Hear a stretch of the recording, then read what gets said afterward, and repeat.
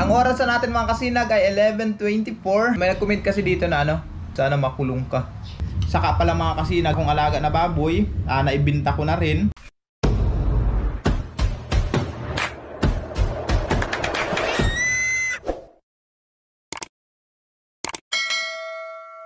Mga kasinag, good morning. Ay isang pinagpalang araw po sa ating lahat. Sana po lahat tayo nasa mabuting kalagayan. Happy Sunday. Linggo kasi ngayon mga kasinag, kaya pahinga muna. Katapos ko lang maglaba. Ngayon pala mga kasinag, i-update ko muna kayo. At maya-maya kasi may pupuntahan tayo.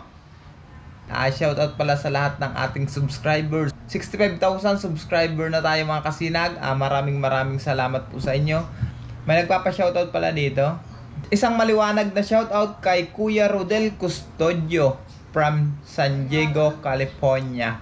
Shoutout po sa inyo idol. Maraming salamat po sa inyong suporta. Shoutout din kay Merly Ausan from Sabah, Malaysia. Kasi yung comment lang niya mga kasinag nandito maraming salamat po sa iyo idol sa pagsuporta. Rolando Arellano from San Pablo City. Shoutout po idol. Isang maliwanag na shoutout din kay Marge Ramirez sa sa Abu Dhabi siya mga kasinag. Shoutout po kay Marge Ramirez ng Abu Dhabi. Tapos may nag-comment kasi dito na di mo naman na-rescue yun ginamit mo lang yun ibon sa YouTube views, sana makulong ka. Ang lupit niya mag-comment. Totoo mga kasinag, ginamit ko sa pagbablog. Kasi kung hindi ko naman iblinag yung ibon na yun, hindi ko naman mapapalaki yun ng ganun.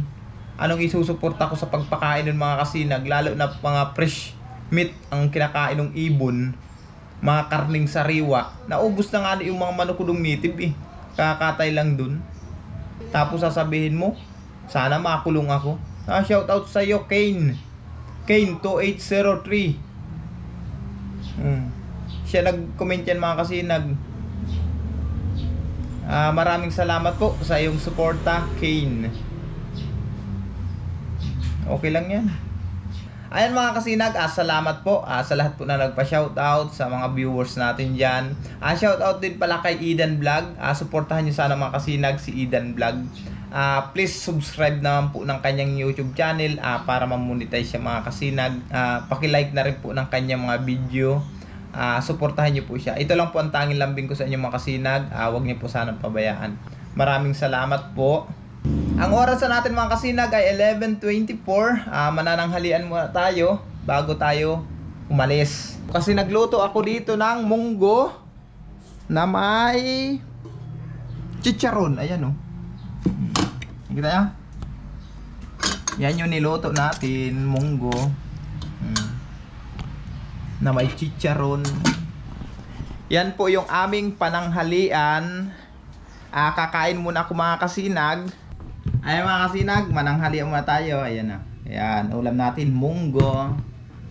Lord, salamat po sa biyaya na ipinagkaloob mo sa akin ngayon. Ayan mga kasinag, mananghalian po tayo. Kakain muna tayo ng pananghalian bago tayo umalis. Ayan. Kasi linggo naman ngayon mga kasinag. Ayos, panalo. May tuyo dito. Kaso hindi na ako nagluto. Ayan yung ganitong tuyo mga kasinag ang bango. Ito ang masarap na almusalan pag umaga. Yung ganitong tuyo, tapos meron kang fried rice. Yan lang, panalo na.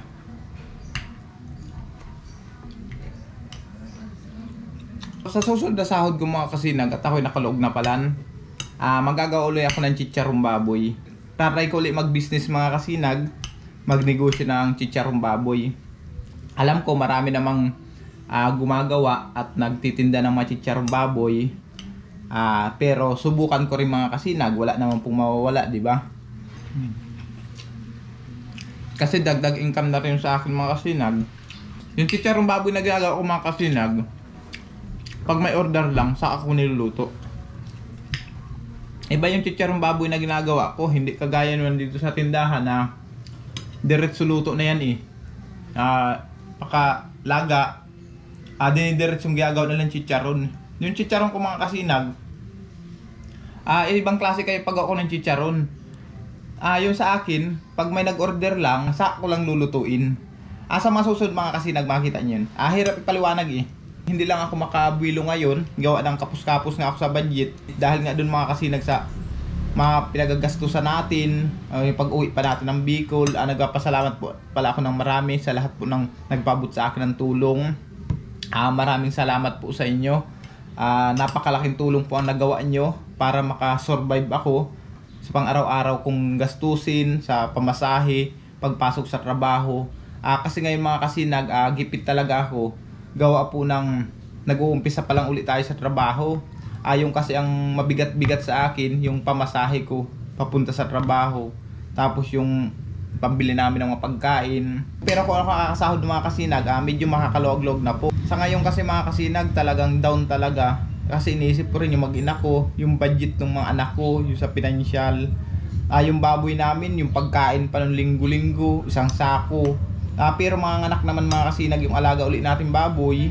Saka pala mga kasinag, yung isa kong alaga na baboy, naibinta ko na rin sa isa nating viewers. Ibinta ko yung mga kasinag dahil nga sa pangailangan namin, kapos-kapos kami sa financial. Ibininta ko siya sa isang viewers nating OFW. Tapos ako rin ang nag-aalaga mga kasinag. Bale, ibininta ko sa kanya yung baboy, ako ang nag-aalaga, ako na rin nagbabahog. Kada anak na lang mga kasinag, doon na lang kayo maghahati. Yun po ang naging kondisyon namin. Nasa akin na lahat, wala na siyang gagastusin. Ang naging gastos lang yung mga kasinag, yung pagbili doon sa baboy ko. Hanggat nandun sa akin yung baboy, wala na siyang ibang gagastusin doon, ako nang bahala lahat. Kasi nga nung mga time na yun, inabot ako ng kagipitan. Kaya naibinta ko po talaga yun. By January, mga anak naman yun, yung ibinta ko na yun. Kaya yan po ang nangyari mga kasinag. Kaya nagpapasalamat po ako ng marami sa lahat na nagpabot sa akin ng tulong. Salamat po talaga. Hindi ko po talaga ito kakalimutan.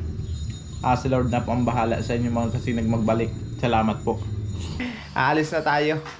Alas 12 pa lang yata. Alang oras sabi boy? Alauna? Alas 12? 12:10. 12:10? Ay, abot pa tayo sa pananghalian. Kahit tayo na ng halian na. Iwan ko muna kayo dyan ha. At ako'y alis muna. Alis muna ako mga kasinag. May pupuntahan tayo. Malalaman mo yung mga kasinag pagdating ko doon sa pupuntahan ko. Mga kasinag, andito na tayo. Diyan tayo pupunta sa loob. May pupuntahan ako dito. Tingnan natin mga kasinag kung nandito.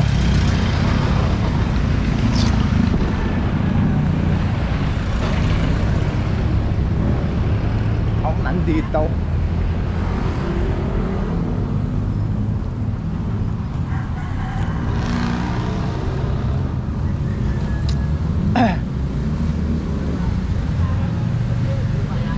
Puta, nandito mga kasinag. Puta. Ayun. Kumusta? Shout out sa tiyuhin ko. Kasinag, nandito ako. Pinuntahan ko ang tiyuhin ko. Ito sadya ako dito mga kasinag. Kasamahan ko dati sa Dubai ito. Dumating kasi ngayon. Bigatin, paldo to ngayon. Kaway muna! Kaway muna sa vlog, yan. Ito ang pinuntahan ko mga kasinag. Dating ko kasamahan si Tio Anton sa Dubai. Kung maalala nyo mga kasinag, bago-bago pa lang ako nagbablog. Ayan, nakakasama ko na rin to eh. Yung nag-aaral pa ako mag-vlog nun. Ayan o, pagkakising. Talaga naman. Walang pagbabago eh. Saan na uwi? Doon ba sa bahay ni Kulik Sir? Andun naman ako ngayon. Tutulan dyan, direct si Jetty na. Sabi ko mapuntahan ko daw, linggo naman. Ay ko makalakad-lakad. Kain ka muna. Kaya tanghalian ko lang. At sara natin para hindi makalabas. Okay. Yun. Ton. Kamay muna sa vlog natin, Tonton. Kamahiyain ni Tonton. Ay. Kain ka muna, no? Hindi, kumain ako. Kumain ka, kumain. Kumain lang ako. Di pa yung Yeah, kain ko lang. Oh, mano yan? Sabi ko, mapasya lang ako. Gata ka na internet. Ay, ito ang sasabi ko sa inyo mga kasinag na nag-vlog baga ako doon sa bahay. Sabi ko, ito yung pupuntahan natin. Yan, tuyuhin ko na yan. Yan, yan, tuyuhin ko yan. Yan, anak yan si Tonton, no? Ayaw magpakita. Dating kasamahan ko mga kasinag sa Dubai nung nandun pa ako sa Dubai. Kasamahan ko natin ito.